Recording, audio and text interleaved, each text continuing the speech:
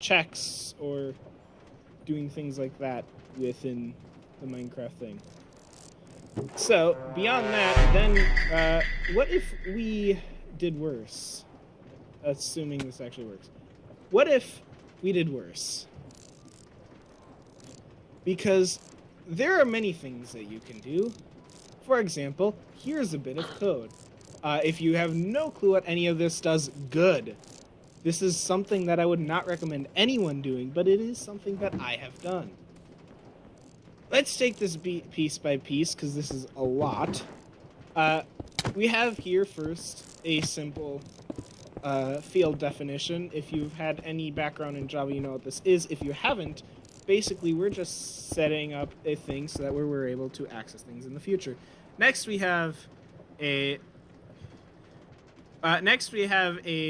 try-catch block, because exceptions happen a lot, especially if you're doing the cursed things that I do. Oh wait, sorry, that's a static because I'm dumb, but you know, this is the try-catch block. But it's inside the static initializer, so that way we can set the field at the proper time like we're supposed to. It's inside the static. Then we have the first bit of code. We have the requesting of the unsafe. As I had said earlier, unsafe is for direct memory access. We will be doing some direct memory access later in this block of code. The one little thing is that this is written specifically for any version of Minecraft or any version of Java with unsafe in it, including more recent versions where the compiler will not let you specify unsafe specifically. So if you've written this kind of, if you've accessed unsafe in Java 8, you may see this as slightly unfamiliar, because unsafe in older versions worked better as just a simple class access, and then you're able to just set the type correctly. But you have to access unsafe with the class.for name and setting it to just a generic object in modern versions, because the compiler will not let you access the class in later versions. So if we continue, here's the next painful thing. We now have 3 methods here. They are all from the unsafe. We need to do these instead. Oh boy. Oh no, it seems like people are crashing or otherwise unable to join.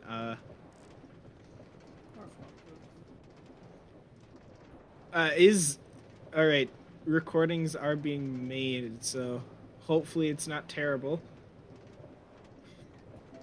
I'll wait a couple moments to see if people are able to make it back in, or if things are just breaking.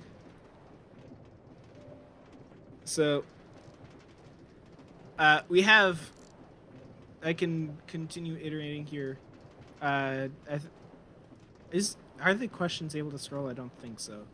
I believe I did see a question in chat. Yeah, why is it forced as reflection? So in the unsafe class, there is a fun little issue where you cannot just use unsafe.getUnsafe, because that method checks who's calling, and if it is not from the JVM itself, it will throw an error saying that you are accessing it outside of where you should. So I'm getting potatoes thrown at me.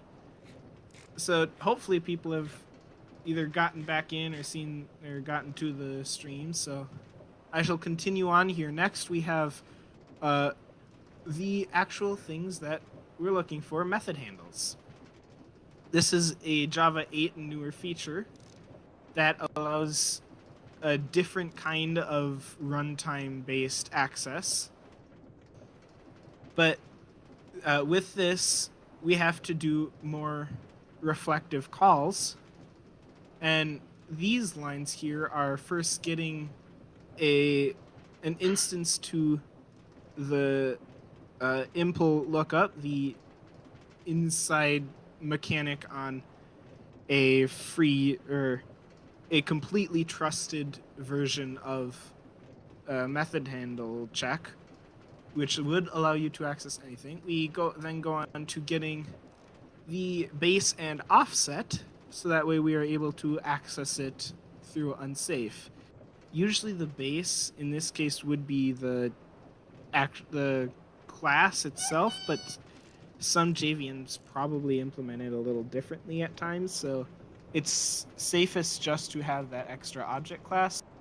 And then the meaty line right here, trusted lookup equals this mess of a function call, where we are getting from the Unsafe, we are using it to get an object, or at least the address which Java interprets as an object, to the trusted lookup object. At this point, assuming nothing has gone wrong, we now have full access to every single part of the JVM entirely universally, and that is very interesting. Not really something that anyone should ever have to worry about, but here we are. And then we get to the catch clause. It's good to look at this for a short moment. This is an unchecked throwing statement, where Java has two general kinds of statements. They're the checked exceptions and unchecked exceptions. The checked exceptions require you declare what the exception is in order to throw that exception. Whereas an unchecked exception you can just throw at any time, such as a runtime exception or null pointer exception. But this means that if you want to throw a checked exception, you either have to declare that you're going to throw it, or you have to wrap it in an unchecked exception. This little thing abuses the fact that that's only checked at compile time by creating a given creating some sort of exception that's just in this case being called T, declaring that it's throwing that, but then not going into the details as to what actually is getting thrown. So that way at runtime what happens is it just ignores the it ignores the cast altogether because it knows it already fits, and goes on and throws the original exception. So that is mostly just to clean up a stack trace were one to occur, but in theory, if this is all set up correctly, it shouldn't throw an exception unless the is not built the way that is expected. So this is a bad idea. Let's go ahead and talk about more bad ideas. There are always lots of people who have bad ideas at times. And in the Minecraft modding scene, I have just a list of these here. How can someone circumvent Forge's security checks? If you come from a Forge modding background, you might know that it has a security manager, at least in the older versions, which would not allow you to call system.exit. It would warn, or it would scream at you and be unhappy about it. What if someone wants to modify the behavior of the mod loader itself? This is something that quite a few people have done. It's probably most well known in gross fabric hacks, which uses it in order to allow more capable changes in classes. What if you want to work around Mixin, because Mixin maybe prevents a certain modification? That has been used less so, but also in gross fabric hacks, allowing you to reapply Mixins after they've already been applied. It allows you to add custom ASN changes before and after Mixin applications more universally. Words are hard. And how would you do any of these kinds of things? In general, you probably shouldn't do them. And in some scenarios, you might have to. So what can we do with all of this? There are lots of bad ideas, as I just showed, but is there a better way? Is there some way that we could go about doing this without needing all of those checks, all of those replacements of mod loader internals, all those kinds of things?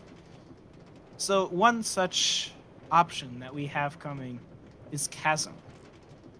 Short for Collision Handling ASM, it is a library that a few people are doing great at creating for the modding scene in general. They did a talk at BlanketCon 2022 on how Chasm works under the hood. For the most part, it is still correct, as it's more on the theoretical side on that and less on the implementation. And it is a very low-level kind of manipulation that allows you to change things, with the requirement being that it's not actually going to check to make sure that whatever you're changing is legal. Chasm, a tiny little portion of the previous talk, states that it's up to the JVM verifier to make sure that that all the bytecode is legal, and it's up to the Chasm creators to ensure that that behavior is kept. And as I may have just said, the Chasm creator, or the people creating the Chasm files and the transformations, it's a very low-level thing. It's essentially extensible, and it is actually Turing complete if you're interested in that. But it allows you to do just about any kind of transformation with the ability to add dependencies and such throughout the entire thing. Another option that we have that is less on the far term is Mix and Extras, created by LlamaLad7. No clue if they're here currently, but if they were, that'd be really cool. LlamaLad7 has created this tool to allow more options when creating mixins. Like, it allows you to, within a method, depend on very specific local variables, or possibly add some custom state in there in order to persist through multiple injections. It's available right now. You can use it. I have a link there. It's a bit harder to remember, but it is there, and it is available for anyone to use. So, in a general conclusion here, we have Unsafe, we have Reflection, we have ASM. All of them are not particularly good for a mod developer to use. Now, Chasm, Mixin, and generally open to contribution loaders, which the two largest are, those are actually unplayable. No clue who that. Chasm, Mixin, and open source and open to contribution loaders are really good for the modder and are suggested for end results. Now, Chasm is still not yet ready. It's a bit sad, but it is in development. You can you can speak out if there's anything that you think might not be the best about how it is right now, anything like that. But Mix and Extras, as I just said, is available right now. You can use it and have much easier time creating more complex mods. So I've got some questions here real quick. a smiley face, because of course we need one of those every so often. But here's one. Can you give an example of a use case where a mod developer might want to use Unsafe and the other options? Like freezing up like insane. You might want Unsafe and other internal things in order to access some particular portions of maybe other classes that have particular implementations you want or need. Or like in the case that I had said before, gross fabric hacks, they used it to allow mods to create more diverse kinds of nations. Oh, well, my computer just—I no clue if I cut out or anything.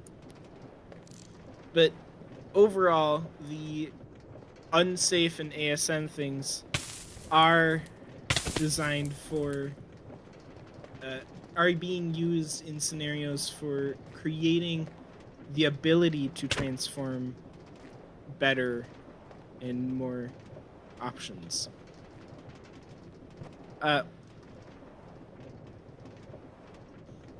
Here's a fun thing that's, or I'll do this one first.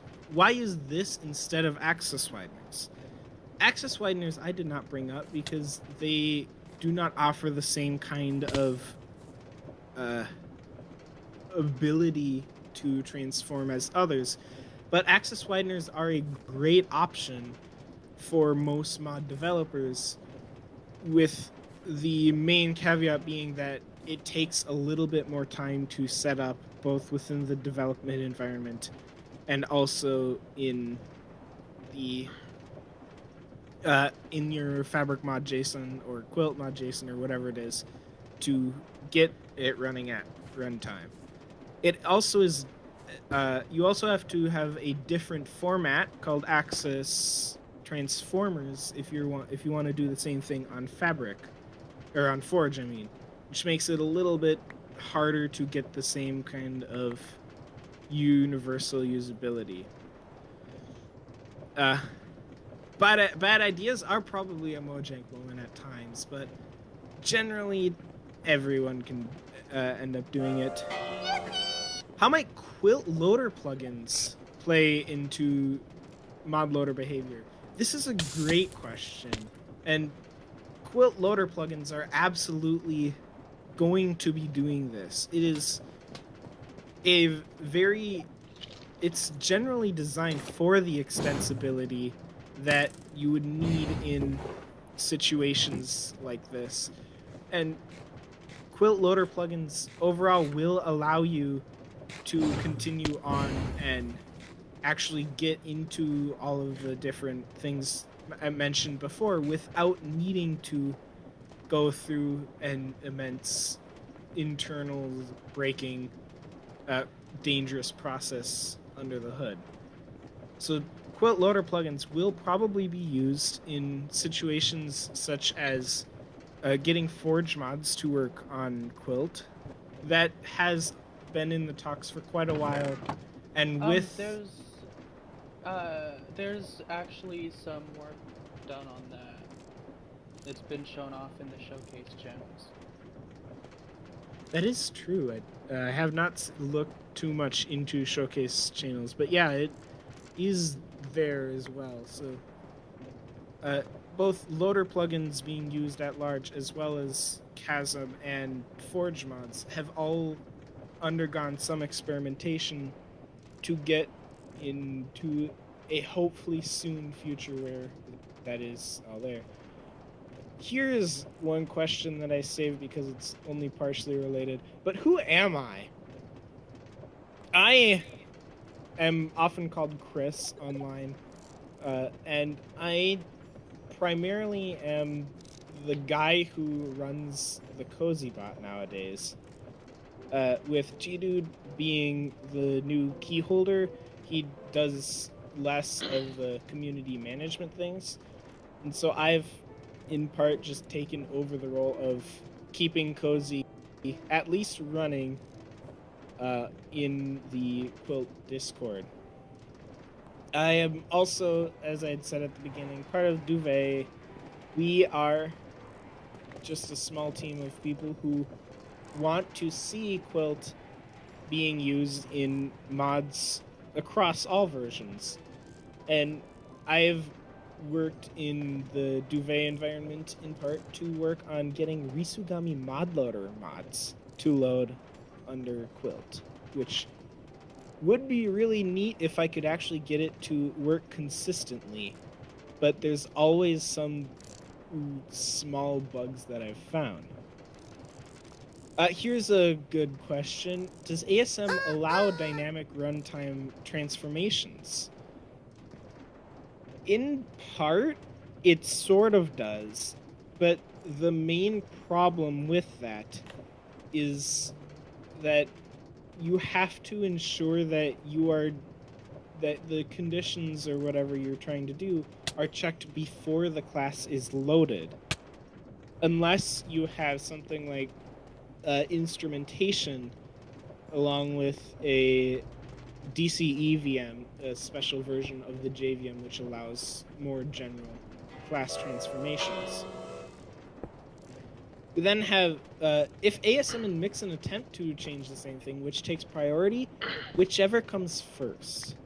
ASM is not really built into the loader environment, and so if a class does anything with modifying ASM, they either are doing it in a Mixin plugin, in which case it'll either happen on the before load or after load, depending on where the developer puts it, or it will happen completely separate of Mixin in some external implementation.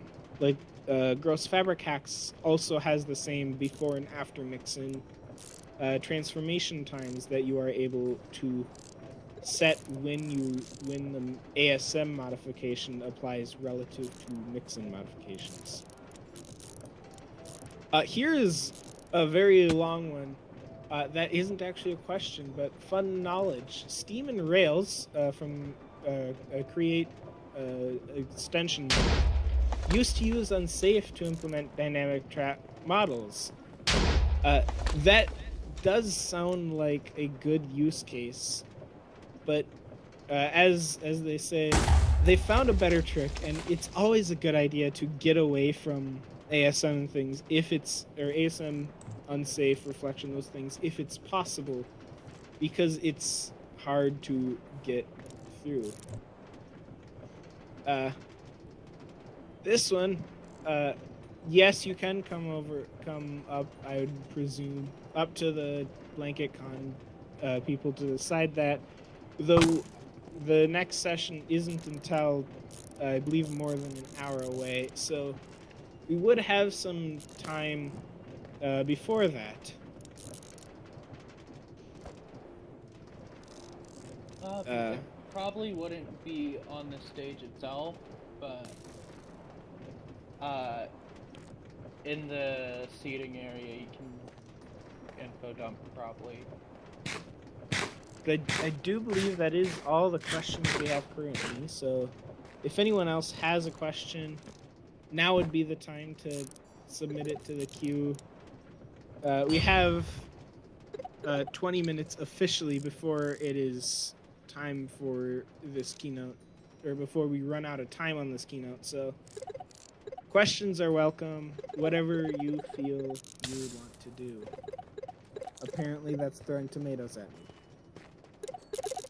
If now works is a good time, I would probably be a good time for me to just go in now and until either a question comes in or you have to. In the back you can get TBH blocks, which you can use TFE. Alright, can everyone hear me presently, or should I go somewhere more central? Okay, good. Yeah, so, hold on, I need to pick up my Steam Deck so I can pace a bit to help myself focus. I haven't taken my meds, but Yeah, Dubai's an interesting project. Vix here wanted to run a Minecraft server going from, yes, going from beta 1.001 all the way, trying to get until the latest Minecraft version we could, just continually updating. Literally not even 6 hours into that server, we as already had the idea of trying to run Quilt on it. That night there was literally already a Quilt Loader PR that with a patch to fix a small issue that was preventing Quilt from running on that, and by the next day we literally already were going. We used Enigma for a janky setup to try mapping the game and stuff. And yeah, Dubai's an interesting project. We've got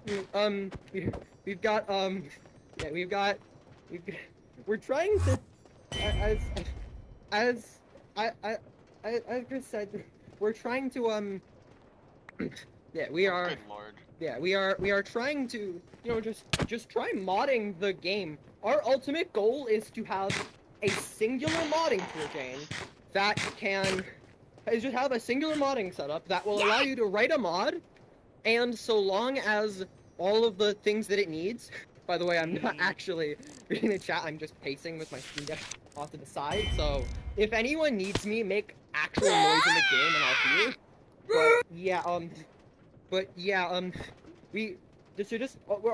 Our true ultimate goal is to be able to eventually be able to write a mod, run a command, and depending on what your mod does, be able to have a singular jar file that should be able to work universally. Period.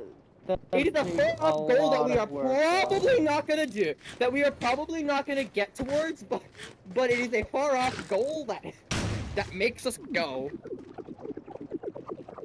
Yes. If it does happen and we can actually do it, that would be awesome. This is another of our insane ramblings. It's like Bucket, but for content mods. Yeah, literally just in theory you could have, like, say our original just first mod is just testing and stuff. That would run on anything from likely far before beta 1.001 where it was developed up to the latest snapshot after enough time after We have another question. Oh. We have this question. I don't think it actually got submitted, and I went and found it and picked it up. How do you feel about instrumentation into the JDK to let user code use yarn names at runtime? Now, that is a bit of a strange option. It's probably a lot easier to just remap the mod and load it rather than have runtime stuff. Yeah, one thing is that Nil Loader, created by Unscribed, the fantastic one behind a lot of getting the server to actually work, they've made the project Nil Loader, which is designed around whatever Minecraft mappings or whatever the Minecraft thing is. It would load. It would try to remap the mods themselves to the runtime environment that Minecraft is in, rather than the other way around. Neoforge, yes, that is what many of the people are doing, and I will not go into more. I would just not like to. It gets to be a lot. I'd like to say one thing. If anyone here thinks they would be of help to Dubai, or even just want to provide moral support like we mostly do, you can literally just find us on GitHub. literally anyone from the Duvet team hearing, including us, would be more than happy to provide a link to the Discord server with whatever we can use. We can and will use all the help we can get and then some. We need it. We're just kind of a team of we're just kind of a team of mostly queer little weirdos just on the internet from around the world who all love Block Game and want to do stuff. Please help. Please send help. Please send help. Not in the dev team. Send help. None of us are sane. I will give you $0. -1. Kill you. Yippee! What's going on?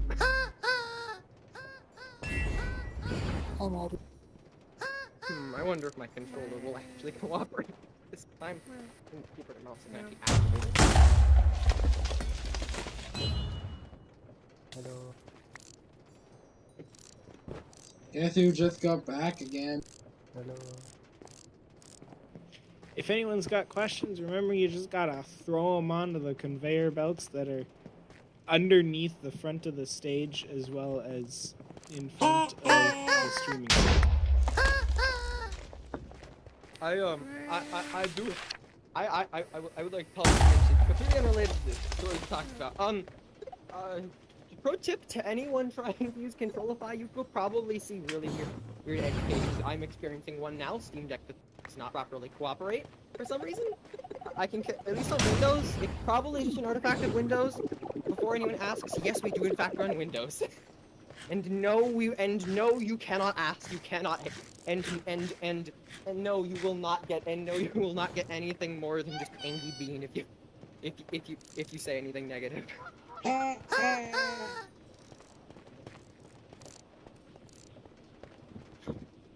Yeah, Windows is supported on Steam. Look, for this form factor of machine, we need it. We've been thinking about running NixOS, so we're gonna go even farther from SteamOS than Windows. Already got NixOS on the laptop.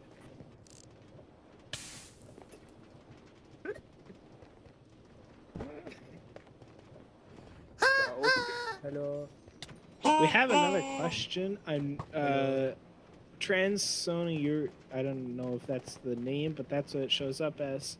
It didn't entirely get in the thing, so if you want, you could either send it in the chat or I can find you and you can chuck a book at me so I can read it from there and actually get the whole question.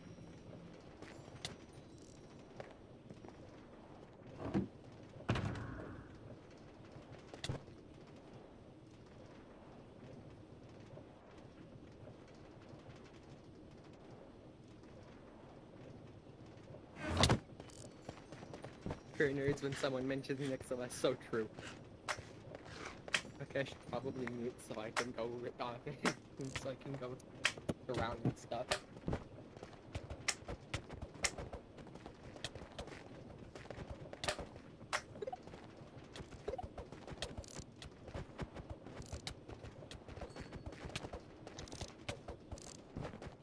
They're kissing. Oh my god. Yeah, you gotta have them kissing, it's important. Lovers. I mean, wireless VR streaming, if you don't mind some jank, then, I mean, Nick here could probably tell you all about it, but ALVR actually can, like, it can work great, but it can also work like hot garbage. That is if you have a Quest. If you're using a Quest or like, I don't know, like a Gear VR or something, you literally can just do that. It's amazing. Oh, just like that. I'm thankfully never going to have literally just like in a few drop a grand on